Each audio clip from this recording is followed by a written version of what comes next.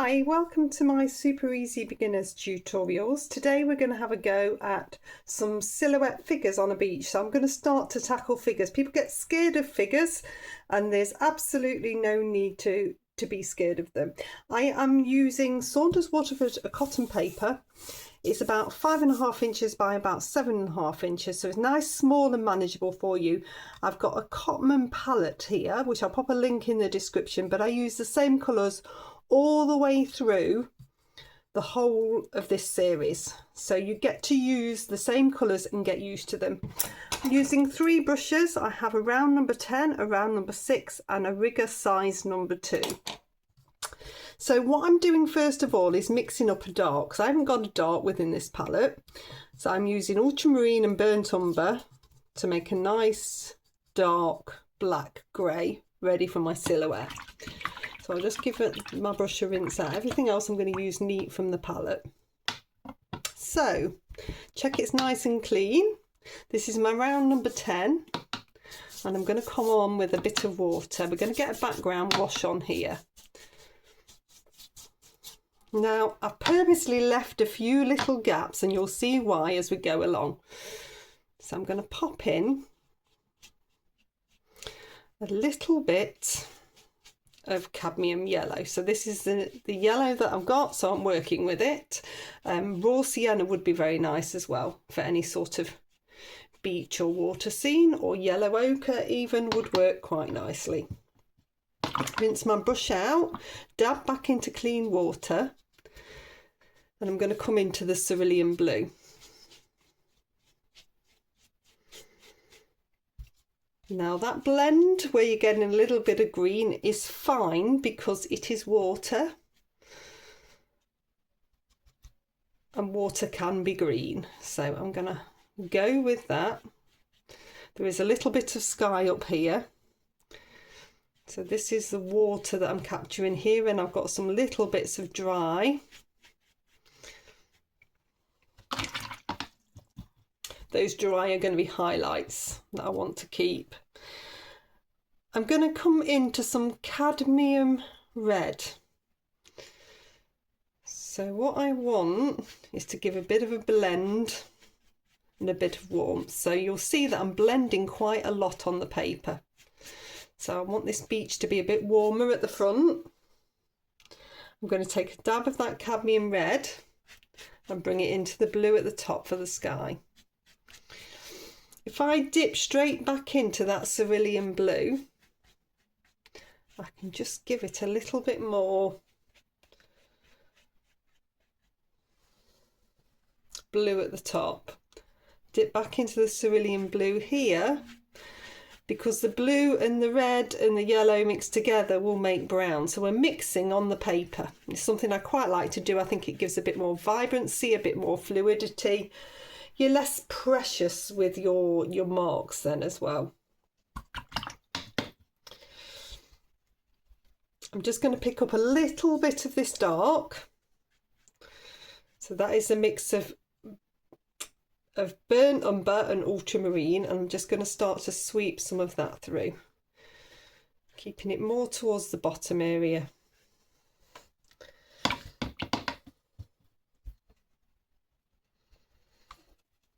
Okay, I'm going to dry that one off. Okay, so that's dried really nicely. It's warm to the touch. I've got some beautiful blends on here. And I'm just going to start to work in where this bit is, because this is going to be a nice wave. I'm going to have that as a wave. So this is why I've left those dry bits. And this is cerulean blue, and I'm taking it on to dry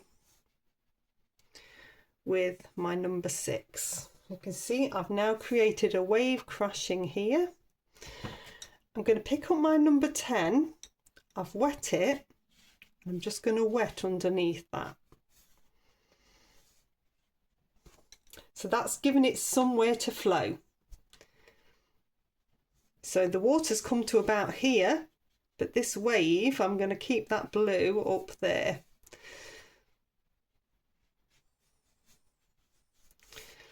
And then I've got a little bit more of a wave here, which I'm going to have this way. And this is a cerulean blue with my number 6. I'm going to leave those little bits of light there because I like those. Just showing you how you can just work with what you've got at the end and just create something really beautiful.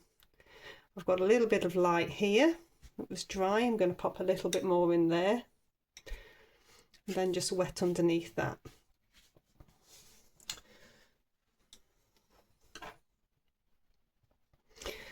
I just sweep a few little bits of blue now through to hold this together.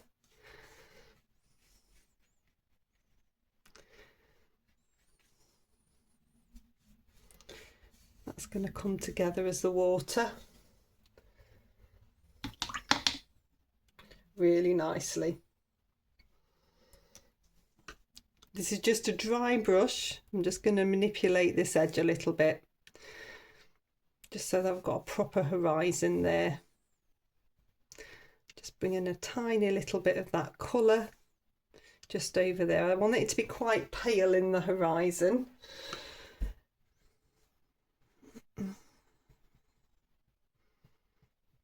I want to see it, but I don't want it to be clearly obvious. So there's just enough there. Okay, I'm going to dry that one off. Okay, so that's nicely dry. I've got my round number 6 and this nice dark colour now. So this looks beautiful in its own right, but we are now going to put a couple of figures in.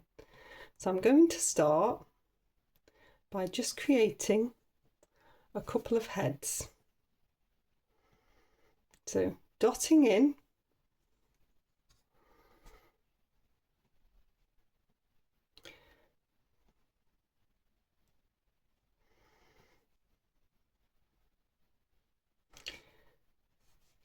this one's coming sideways, crouching down. We're going to have them playing with buckets and spades or on the sand.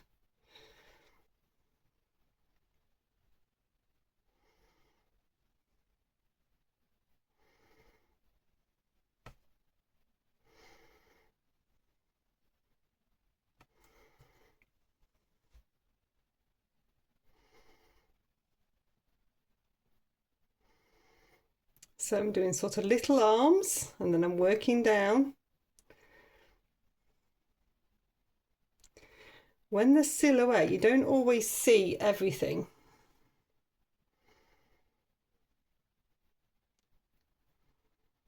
It might not always look like they're fully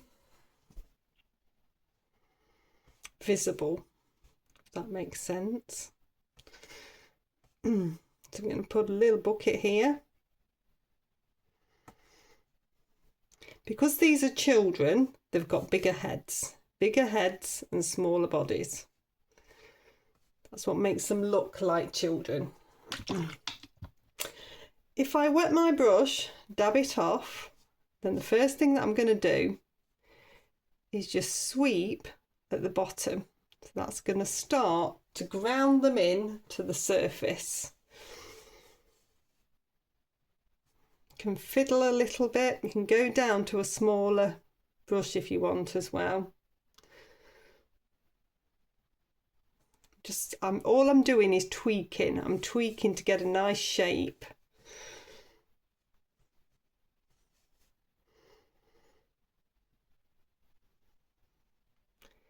It's helpful if you've got some reference of figures. If you haven't, you can just make it up. Over time, you get better at this type of stuff. It's all practice, and it's amazing what holds together as a figure. Okay, so I'm going to dry that bit off. Okay, so that's nicely dry now. And you can come back in with a second layer of dark that starts to really accentuate things. Accentuate the shadow.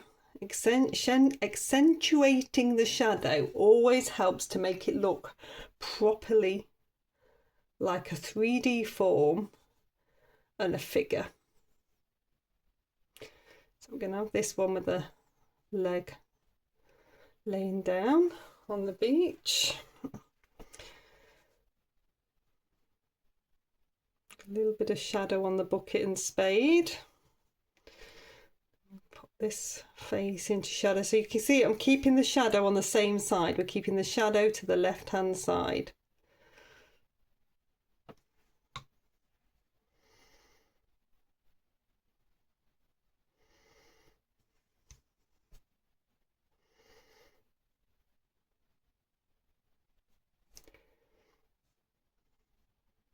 All these little bits just help give it a bit more form. I'm going to put a little bit of shadow under there. And then what I'm going to do is reflect this shadow onto the wet beach. So I'm wiggling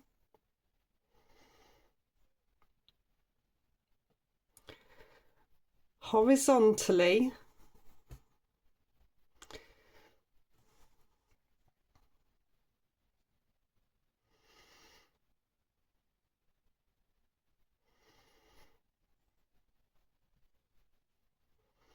so that I'm getting a nice reflection appearing.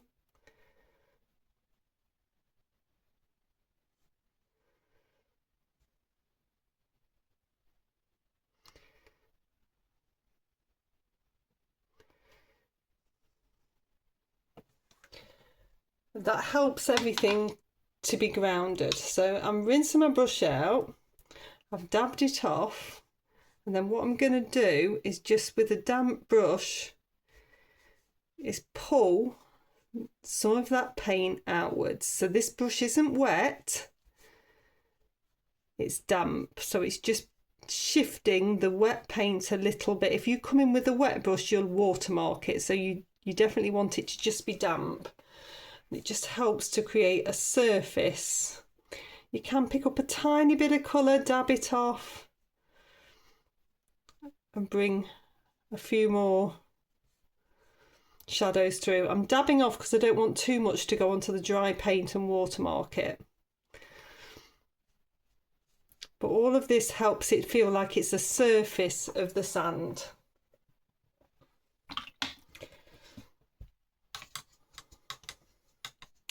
And then I'm going to load my round number 6 up with the dark colour.